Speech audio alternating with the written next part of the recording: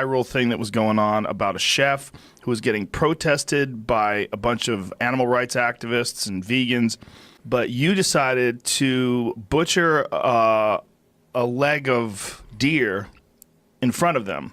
So we have a little chalkboard sign out front that said, "Venison is the new kale." And this cyclist vegan rode by and took huge offense to our sign.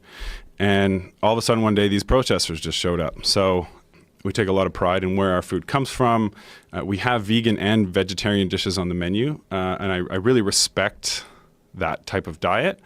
So we were just totally floored with why this was happening. And so this started to go on. They started to come every week, and they went from like 2 or 3 people being kind of peaceful to being like 10, 15 people not so peaceful. So it's when it turned not so peaceful, they were shouting at our guests and shouting in our door and really trying to harm our business that I just kind of got fed up. Last resort, went down. We get a whole deer a couple times a month, and we butcher it ourselves. And I just said, screw it. I'm going to get these people to get out of here. So I thought that would make them go away. I wanted to defend myself, defend our customers. You know, you could see people walking in visibly upset. Yeah. You know, they're being shouted at, being screamed at, called a murderer as they're walking in for dinner. Like, you're going on a date, you want to have a nice time, and then people are screaming at you, you know, just for eating. So, I'm sorry, how many times did they protest you? I think it's about 8 now. 8, they're coming weekly. They still do? They still do. There's one this Friday. Oh, Jesus. So they organized them. They organize them. There's like Facebook groups. There's they're basically giving us an ultimatum. We have to put their slogan in our window and they'll go away. But, what? Yeah. What's their slogan? We are cunts?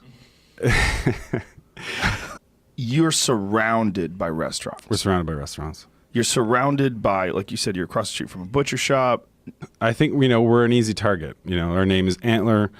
I think they're mad because, you know, their thing is that we're promoting ethical farming, and their beliefs is there is no such thing as ethical farming, right. that all meat is murder. And we work really hard to make sure that where we get our meat from is from the best possible place we can, and it's local. So it's supporting our local farmers that are, you know, within hours of our restaurant.